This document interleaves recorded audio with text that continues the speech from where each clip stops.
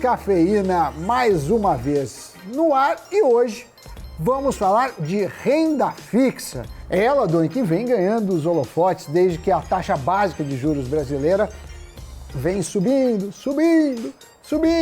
E é claro, né, Doni, quando a gente fala de renda fixa, o investidor brasileiro liga logo nos títulos do governo.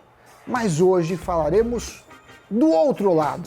Vamos falar de títulos de crédito privado, Doni.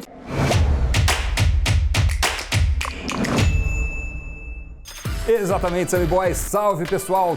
Tudo certo? De maneira simplificada, o crédito privado é um tipo de emissão de dívida feita por empresas.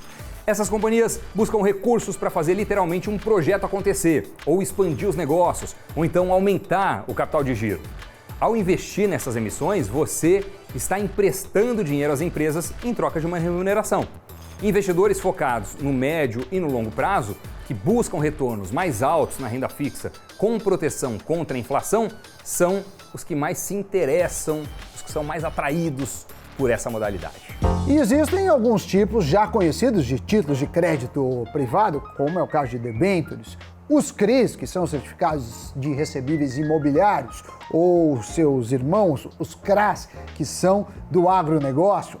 Recapitulando brevemente, para quem é novo no canal, debêntures podem ser comuns, ou seja, podem ser emitidas por qualquer empresa para diferentes propósitos. E também tem o tipo de incentivadas. Nesse caso, elas são geralmente ligadas a projetos de infraestrutura, ou seja, elas financiam obras, o que é essencial para movimentar a economia. Por esse motivo, elas não têm incidência de imposto de renda. Já os CRIs, assim como as debêntures, representam títulos de dívidas cujos devedores são empresas. A diferença é que a emissão dessa dívida, para ser oferecida até um investidor, deve ser feita por uma companhia securitizadora de direitos creditórios imobiliários. Aqui os recursos só podem financiar atividades ligadas ao setor imobiliário, seja ele residencial ou comercial. Quando investimos em um CRI, estamos antecipando à empresa devedora o fluxo de pagamentos que ela tende a receber ao longo do tempo. Os rendimentos desses ativos são isentos de imposto de renda para investidores pessoa física. Já os CRAs também são emitidos por empresas securitizadoras, da mesma forma que os CRIs não têm imposto, mas o foco são nos direitos creditórios do agronegócio. Logo, todos os recursos levantados nos CRAs vão para atividades agrícolas. Vale lembrar que no crédito privado também existem os FDICs, Fundos de Investimento em Direitos Creditórios, que englobam direitos a aluguéis, cheques e pagamentos a prazo no cartão de crédito. Essas dívidas são convertidas em títulos e oferecidas no mercado. E tem também o crédito privado imobiliário oferecido através do chamado P2P Lending, né? o empréstimo peer-to-peer. Essa é uma plataforma que não age diretamente concedendo empréstimos, mas coloca em contato pessoas em busca de crédito e aquelas que se dispõem a emprestar dinheiro com as respectivas taxas de retorno. A modalidade se assemelha a um crowdfunding, ou, numa tradução, as chamadas vaquinhas virtuais. Só que tanto nesse caso como nos CRIs e nos CRAs, é preciso ter cuidado com a questão do risco de crédito. Precisa, Doni, incentivar o histórico da incorporadora quando o ativo foca no crédito imobiliário, por exemplo. Isso, Doni, porque quando estamos falando de créditos de instituições financeiras, como CDBs, ou até títulos como LCIs e LCAs, existe a garantia do FGC, que é o Fundo Garantidor de Crédito, para valores até R$250 mil. Ou seja, se o banco não te pagar, o FGC assegura 250 mil por CPF e por instituição e 1 milhão no global. No caso de crédito corporativo, essa garantia não existe. Mas, por outro lado, a recompensa, digamos assim, pode vir por meio de taxas de retorno maiores.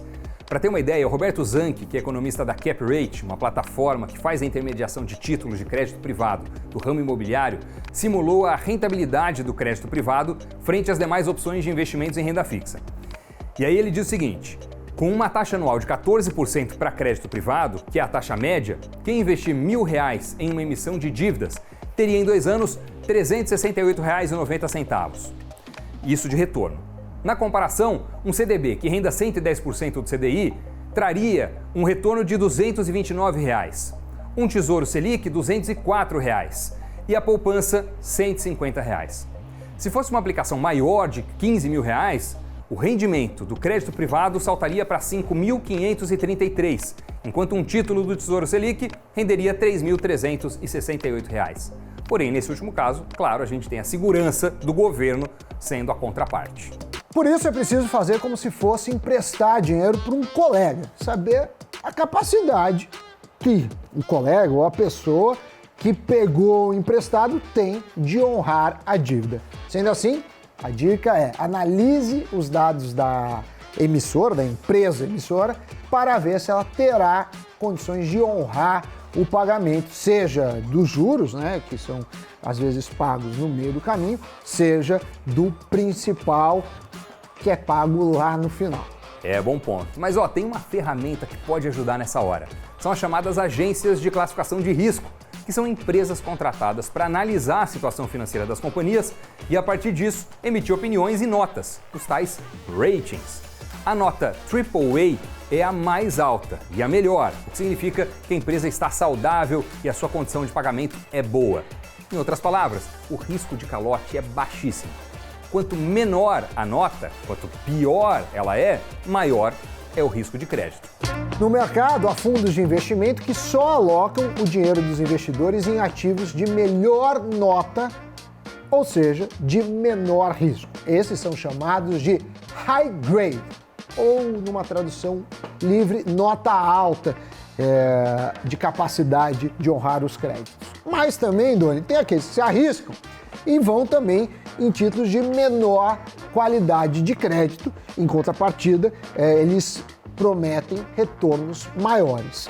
Esses são apelidados de high yield ou alto retorno numa tradução, o que vai de encontro com a famosa máxima das finanças: maiores retornos esperados vêm acompanhados de maiores riscos.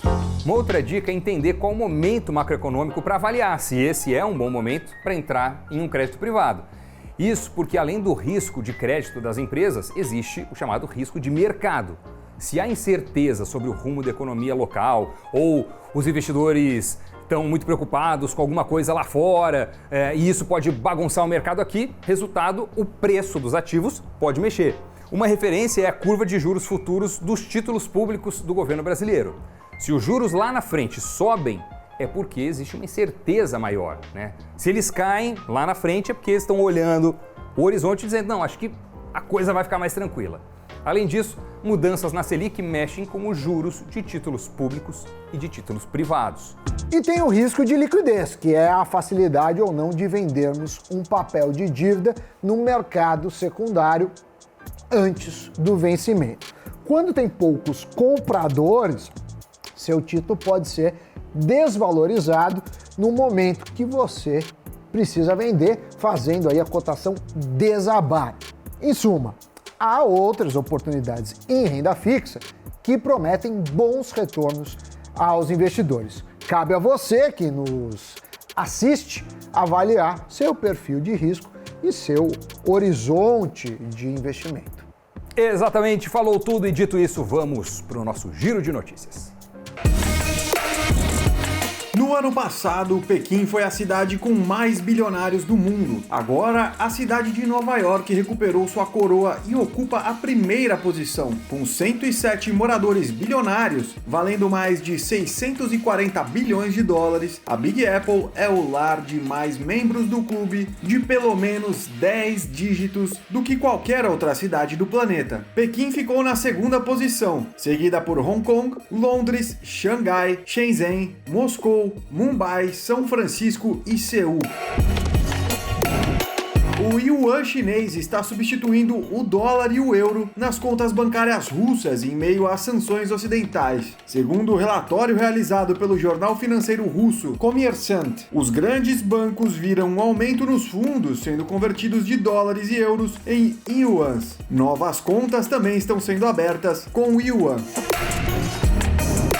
90 empresas, entre as mais de 400 listadas na Bolsa de Valores, distribuíram dividendos aos seus acionistas no primeiro trimestre de 2022, segundo o levantamento da Condinheiro. Entre as 10 companhias que mais distribuíram dividendos no primeiro trimestre estão Vale, Santander, Banco do Brasil, Itaúsa, Klabin, BB Seguridade, BTG, B3, WEG e Suzano.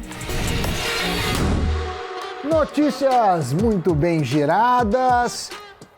Peço a você que nos assiste, dá aquela fortalecida no canal, se inscreva, ative as notificações, dê um like, deixe os comentários sugerindo temas. E demais, Doni, obrigado a você pela parceria, você de casa pela companhia. Não sei nem se você está em casa, pode estar no carro, no transporte público, enfim, no trabalho. Tenha um bom dia e até o próximo Cafeína. Ou nos vemos no Invest News. Tchau, tchau. É isso, onde quer que você esteja, aquele abraço, até o próximo programa. Tchau, pessoal.